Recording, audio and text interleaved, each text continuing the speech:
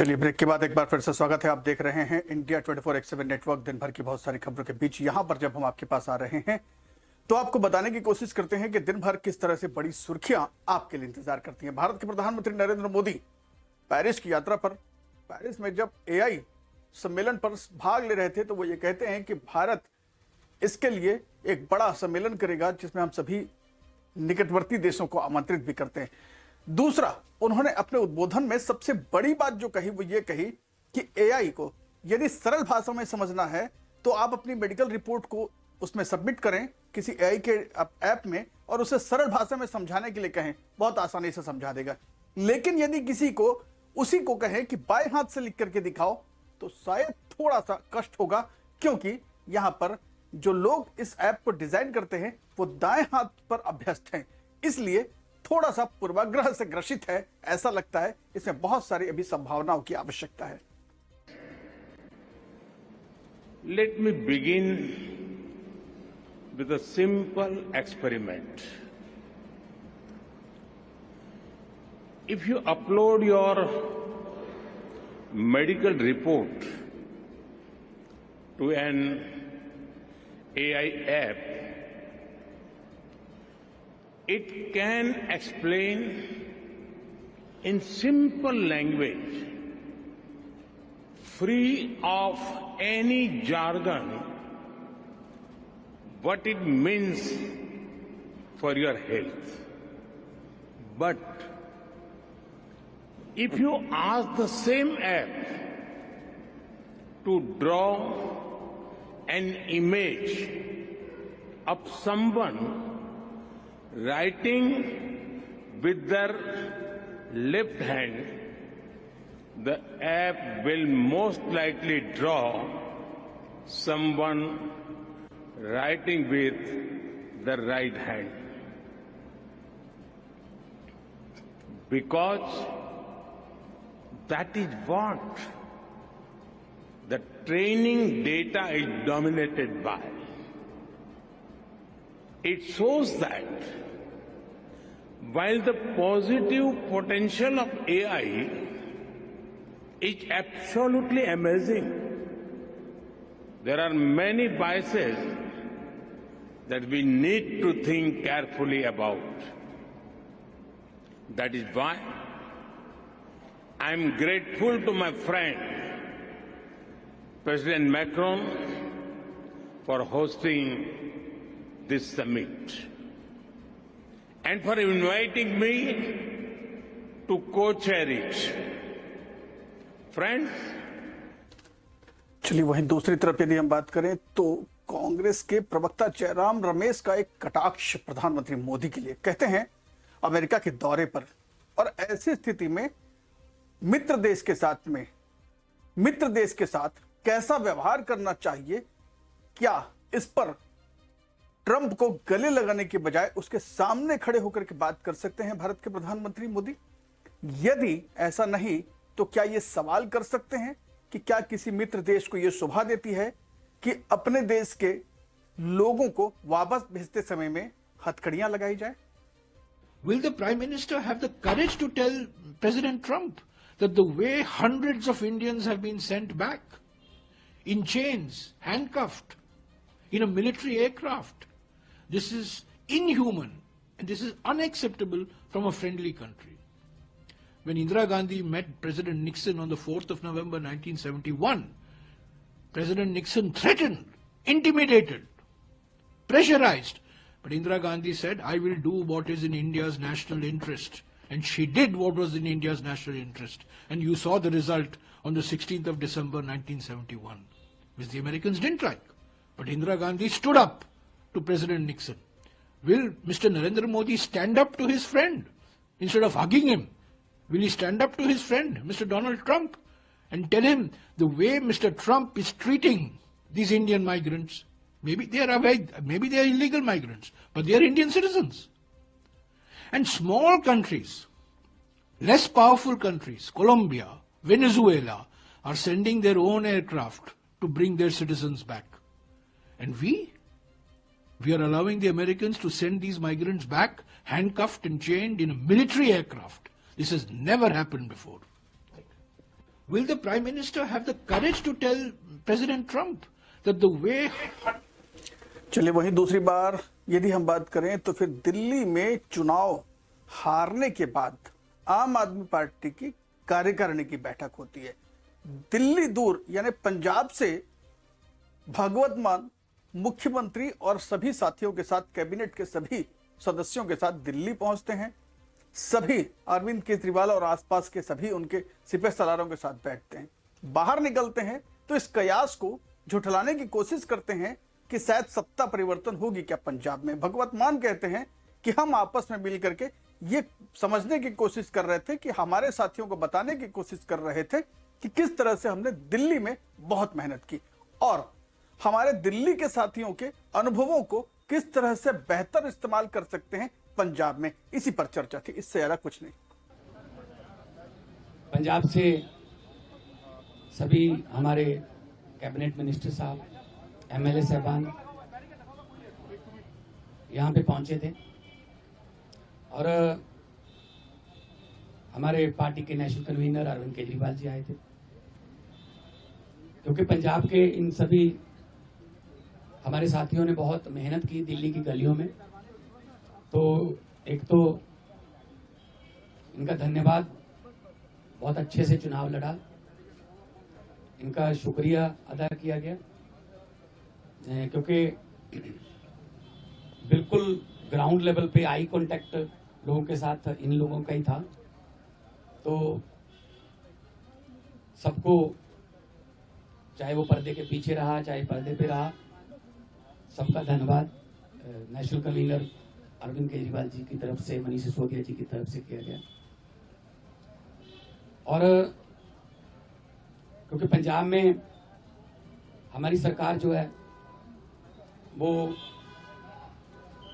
लोगों के हित में बहुत काम कर रही है, चाहे वो बिजली के क्षेत्र में हो, शिक्षा के क्षेत्र में हो, इंफ्रास्ट्रक्चर के लेवल पे हो, सड़कें बनाने का टीचा हो, टोल प्लाजा जो 2-2 साल 3-3 साल फालतू चल गए थे उनको बंद करने का हो ताकि लोगों का पैसा बचे, और अस्पतालों का काम हो।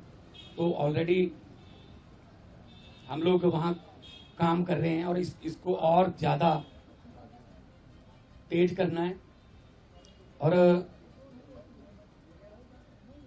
जो दिल्ली का 10 साल का, आज भी दिल्ली के लोग हमें यही कहते हैं कि ऐसे काम पहले 75 साल में हमने कभी सुने नहीं, ना ही देखे हैं जितने आम आदमी पार्टी ने दिल्ली में किए।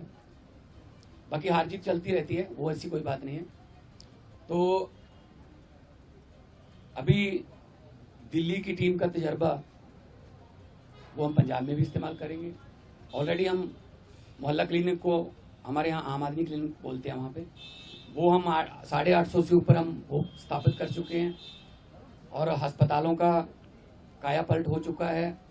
स्कूल ऑफ एमिनेंस बन के तैयार हैं और बच्चे जो हैं वो रिजल्ट भी अब तो आने लगे हैं कि बड़े बड़े कंपटीशन के एग्ज़ाम पास कर रहे हैं सरकारी स्कूलों के बच्चे। तो मिलके काम करना है। हमारी पार्टी काम के नाम पे जानी जाती है। हम किसी धर्म की या गुंडागर्दी की या ये पैसे बांटने की ये वाली राजनीति नहीं करते। और दिल्ली के लोगों का जो फतवा है वो भी सर माथे पे है। और आज सब हम इकट्ठे मिलके, आज सारी पूरी हमारी दिल्ली की टीम भी सारी यहाँ पे थी, तो यही एक तहैया किया है कि हम पंजाब को, 2 साल पड़े अभी, पंजाब को एक ऐसा मॉडल बना देंगे कि उसको पूरे देश को दिखाएंगे। चाहे वो शहरों की तरक्की हो, चाहे गाँव की हो, चाहे वो व्यापार में हो, चाहे वो दुकानदार का हो, चाहे किसानों का हो। चलिए, वहीं दूसरी तरफ रामदास अठावले केंद्रीय मंत्री का कहना है कि भगवत मान इस बात को स्वीकारें या न स्वीकारें, दरअसल अब दिल्ली के बाद पंजाब की बारी है। अरविंद केजरीवाल भी इस बात को समझ चुके हैं कि दिल्ली हारने के बाद पंजाब में सब कुछ ठीक ठाक नहीं है, कुछ गड़बड़ ना हो जाए, इसलिए सबको एकत्रित करने की कोशिश कर रहे हैं। दिल्ली में चुनाव के हार के बाद अरविंद केजरीवाल, मुझे लगता है कि जिस तरह दिल्ली में अरविंद केजरीवाल जी की हार हुई आम आदमी पार्टी की, वो उनको बहुत बड़ा धक्का है।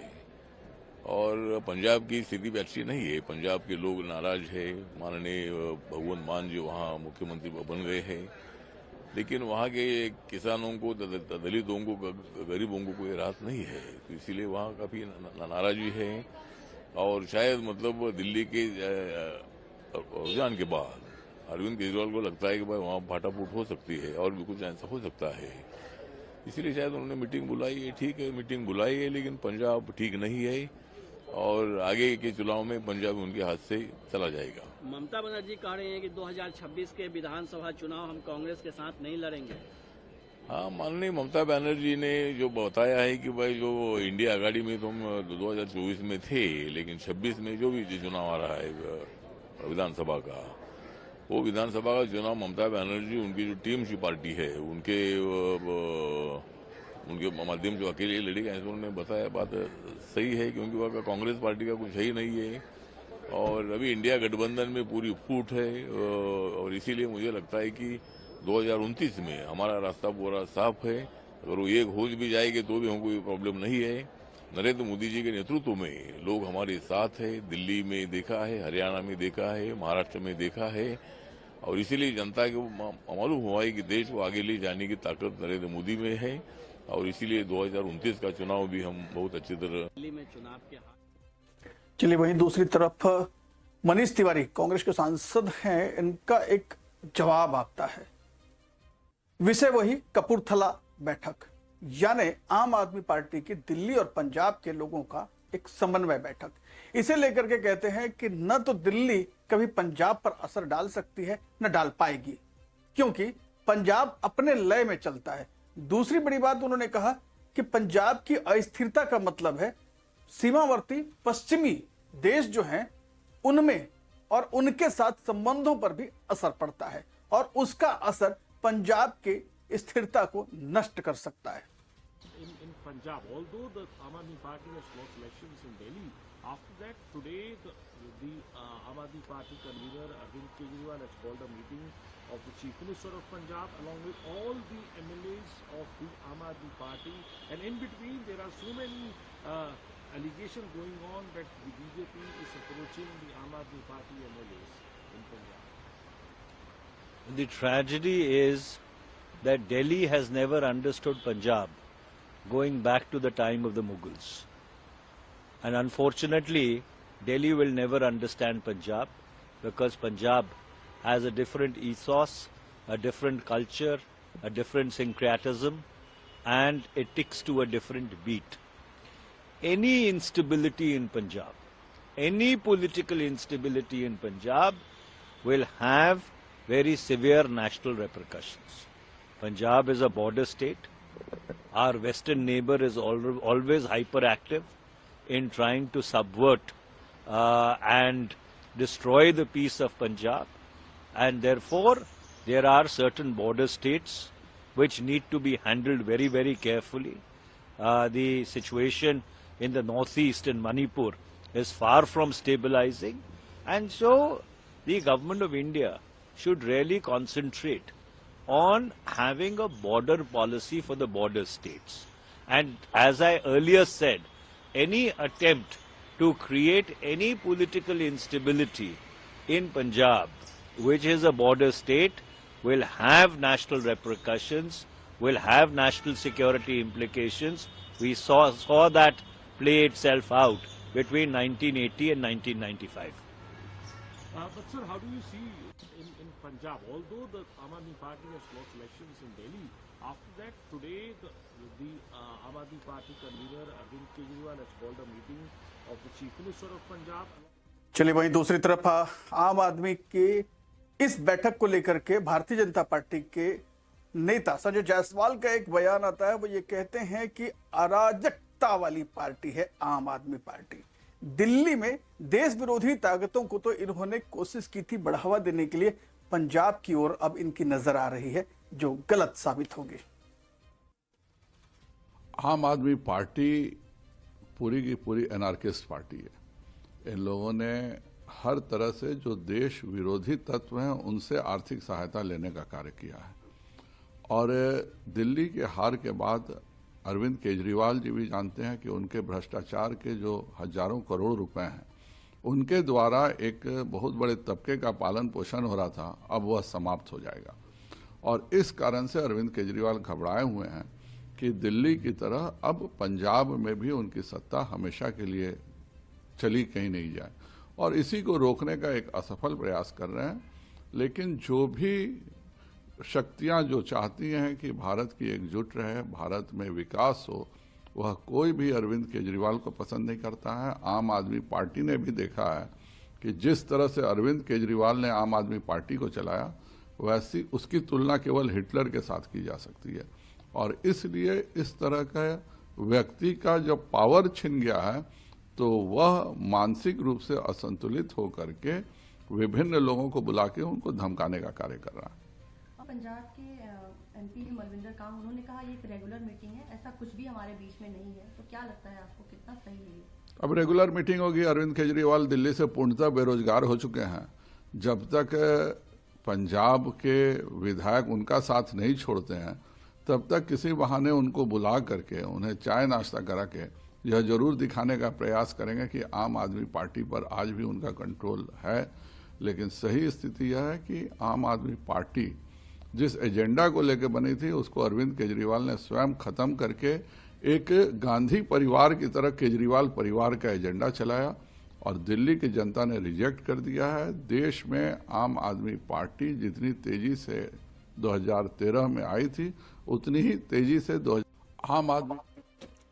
तो एक तरफ संजय जायसवाल भारतीय जनता पार्टी के नेता का ये बयान सुन रहे थे हम, तो वहीं दूसरी तरफ यूबीटी के नेता संजय राउत का भी एक बयान है। संजय राउत कहते हैं पंजाब में आम आदमी पार्टी की सरकार, पार्टी का हाईकमान दिल्ली में, पंजाब के मुख्यमंत्री को यदि दिल्ली बुलाया गया तो इसमें उनके अपनी पार्टी के अंदर का यह मामला है। इसमें किसी को कोई दिक्कत होनी नहीं चाहिए, वो जीते हारें क्या करें, लेकिन पार्टी का हाईकमान यदि दिल्ली में है तो पार्टी के सदस्यों को दिल्ली बुलाया जा सकता है। कि आम आदमी पार्टी के पंजाब यूनिट में इंटरनल डिस्प्यूट शुरू हो गए और आज मीटिंग के लिए वो सब दिल्ली भी आ रहे हैं, एमएलए और भगवंत मान।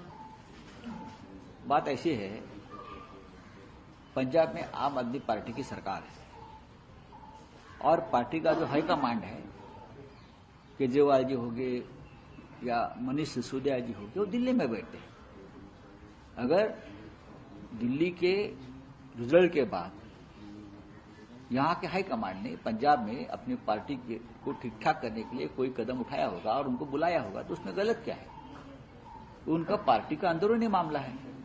पंजाब एक महत्वपूर्ण राज्य है, बॉर्डर स्टेट है, और वहां ध्यान देना चाहिए। कि आम आदमी पार्टी के पंजाब यूनिट में इंटरनल डिस्प्यूट शुरू हो गए और आज मीटिंग के लिए वो सब दिल्ली भी आ रहे हैं, एमएलए और भगवंत मान। बात ऐसी है, पंजाब में आम आदमी पार्टी की सरकार है।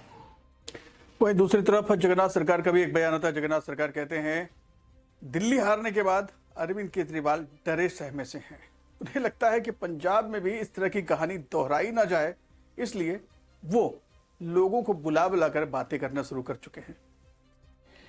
ये देखिए, केजरीवाल पूरा डर गया। क्यों? दिल्ली में जनता उनका जो वोट नहीं डाला, क्यों?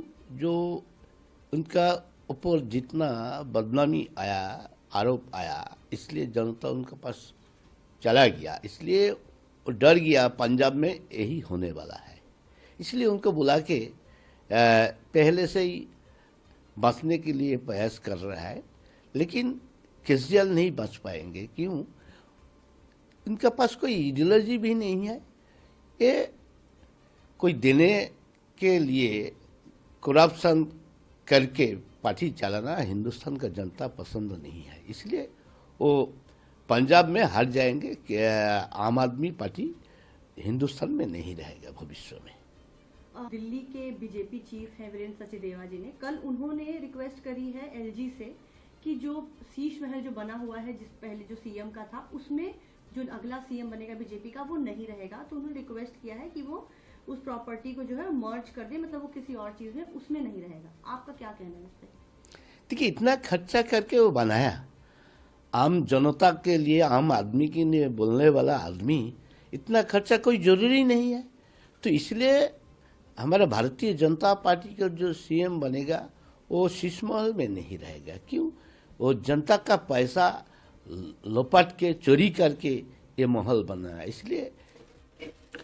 चलिए वहीं दूसरी तरफ अब आपको एक और बयान सुनाते हैं रवि किशन का। रवि किशन दरअसल अखिलेश यादव के बयान पर पलटवार कर रहे थे। दरअसल अखिलेश यादव ने भारतीय जनता पार्टी और उसके कार्यकलापों पर जब सवाल उठाए तो रवि किशन कहते हैं हमारी बात छोड़ दीजिए, अंतर्राष्ट्रीय स्तर का सबसे बड़ा संगठन है भारतीय जनता पार्टी। जब जब आपकी संस्था ने, आपके लोगों ने नकारात्मक उद्देश्य से कोई गठन बनाया है जैसे इंडी गठबंधन, तो उसका परिणाम क्या हुआ है ये देख लिया गया। अब कम से कम 2027 में अपनी पार्टी की चिंता करते हुए उत्तर प्रदेश में क्या हाल होंगे, इस पर विचार करें अखिलेश। वो भाजपा की चिंता अखिलेश जी ना करें, वो हमारा संगठन विश्व का सबसे बड़ा संगठन, कैसे करना है, वो क्या करना है, वो भाजपा चाहिए भाई। हमारी पार्टी की चिंता हम लोग करेंगे, वो कहाँ चिंता कर रहा है, अपना पार्टी देखना चाहिए। अब 27 की चिंता उनको करनी चाहिए, भाजपा को क्या करना है कोई ना बताए। इंडिया ब्लॉक में जबरदस्त टूट दिख रही है, ममता दीदी कह रही कि मैं अकेले ही चुनाव लड़ूंगी, किसी के साथ नहीं। ये तो होना ही था, बिगड़ सर हाथ पैर के गठबंधन बना था मोदी जी को हराना।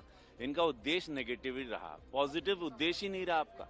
जब नेगेटिव उद्देश्य रहेगा तो आप लोगों की यही दुर्दशा होगी। सब बिखरना था, देश को भी पता था भाई, खाली उनका उद्देश्य था मोदी जी को हराना। देश का क्या करना, जीत के क्या करना, देश को कहां ले जाना, कितना विकसित ले जाना, वो नहीं था।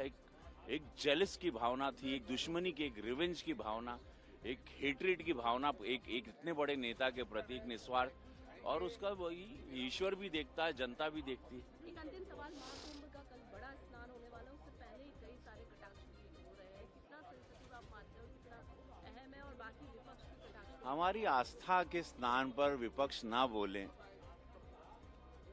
बहुत दुखद है। कई सौ साल बाद तो हिंदू जगह है, सनातनी अपने मन से आ रहे हैं, काहे ये सभी लोग कर रहा है, बहुत पीड़ा होती है। विपक्ष उसकी आज तक कभी ना प्रधानमंत्री की तारीफ हुई, ना योगी महाराज की किए, ना कुंभ की किए, ना किसी, और उस पर कटाक्ष करना, अरे क्या खुद किए हो यार, पहले अपने गिरेबान में झांक के देखो। अब बढ़िया हो रहा है देश का, अभी तो देश अंगड़ाई ले रहा है, अभी उड़ान भरेगा, अभी ये से देश को नोचने लगते हैं लोग। वो भाजपा की चिंता अखिलेश जी ना करें, वो हमारा संगठन विश्व का सबसे बड़ा संगठन, कैसे करना है, वो क्या करना है, वो भाजपा चाहिए भाई। हमारी पार्टी की चिंता हम लोग करेंगे, वो कहाँ है। जिस तरह से रवि किशन कह रहे थे हमारी पार्टी की चिंता हम करेंगे, उसी तर्ज पर शशांक मणि भी यही बात कहते हैं। 2027 की चिंता अखिलेश यादव को करनी चाहिए, उत्तर प्रदेश में सरकार कैसे भारतीय जनता पार्टी की आएगी फिर से, इस पर विचार करें। वो सबसे बड़ी बात यह है कि मिल्कीपुर और दिल्ली के हार के बाद में सपा और अखिलेश यादव डरे सहमे से हुए हैं। किए हैं, क्या उत्तर प्रदेश में भी लागू करेंगे? अखिलेश जी और सपा डर गई है, मिल्कीपुर से डर गई है और दिल्ली के चुनाव से डर गई है, और यह ऐलान कर दिया भारतीय जनता पार्टी ने कि 27 में हम लोग फिर से वापस आ रहे हैं योगी जी के नेतृत्व में, मोदी जी के नेतृत्व में। जिस प्रकार का डबल इंजन का करामात यहाँ पर हुआ है, जिस प्रकार का सफल हम लोगों ने कैंपेन किया और उसके वजह से दिल्ली की जनता ने हमें पूर्ण बहुमत दी, हमारे कार्यकर्ताओं ने लग के काम किया, उसी तरह 27 में हम लोग पुनः अखिलेश जी वापस आ रहे हैं और पूर्ण बहुमत से वापस आ रहे हैं। और जो आप लोगों ने परिवारवाद और जो छोछला राजनीति करने का निर्णय लिया है दिल्ली अपने उत्तर प्रदेश में, उसका हम लोग ध्वंस करेंगे। मैं तो देख रहा हूं हर जगह आप लोग जो थाने कचहरी पे अनायास काम कर रहे हैं, उसके विरोध में विकसित भारत का संकल्प हमने लिया है, विकसित उत्तर प्रदेश का संकल्प लिया है। इसी से आने वाले 23 साल में हम लोग अपने देश को, प्रदेश को आगे बढ़ाने की राजनीति कर रहे हैं, छोछली राजनीति नहीं करते हैं। तो इसीलिए दोस्तों आइए कमर कसिए, 27 में आप लोग बाहर रहेंगे जैसे पहले 10 साल तक रहे हैं। और हम चलिए वहीं दूसरी तरफ यदि हम बात करें तो विवादित बयान, विवादित टिप्पणी, यानी रणवीर इलाहाबादिया के विषय बात कर रहे हैं हम। इसे लेकर के राहटकर राष्ट्रीय महिला आयोग की अध्यक्षा ने कहा कि सबसे बड़ी बात कि इस पूरे कंटेंट में जिन शब्दों का, जिन भाषा का इस्तेमाल किया गया है वो बेहद चिंतनीय है, बहुत खराब है। इसके लिए इस तरह के प्लेटफॉर्म्स के लिए नियम, कानून, कायदे जरूर बनने चाहिए।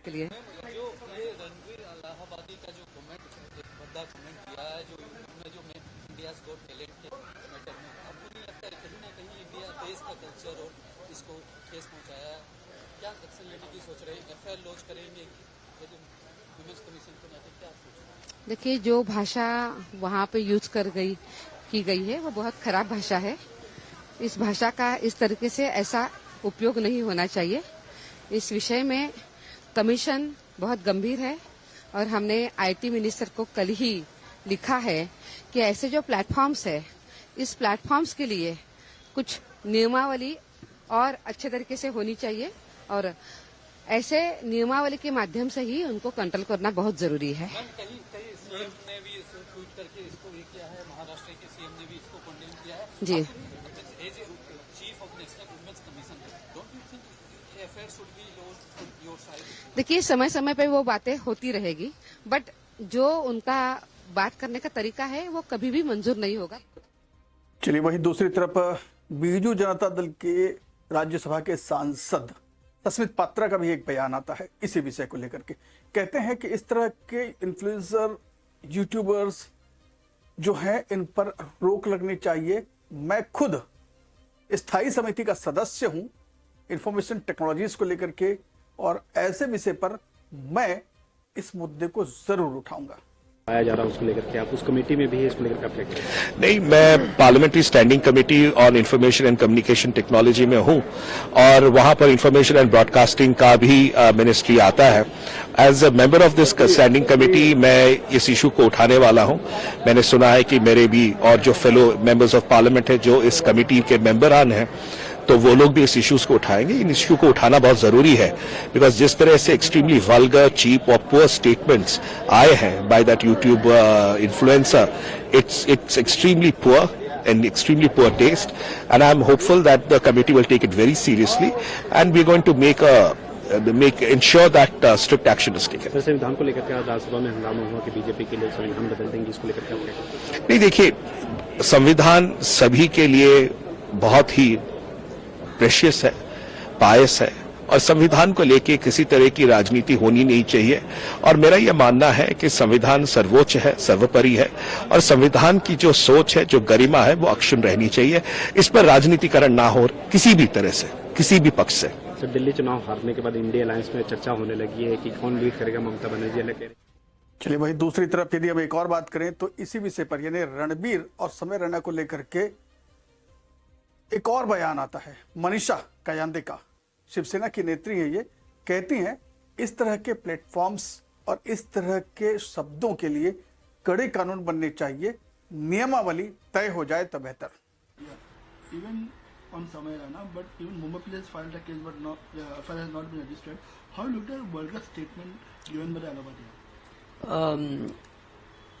Time and again people have been screaming about censorship for the OTT platforms and for such YouTubers, influencers, stand-up comedians, because many times you find that it is not a pure humorous comedy, but it is very vulgar and very distasteful, and particularly commenting on your own parents and talking about body parts. I think they have crossed all limits, and this cannot be tolerated.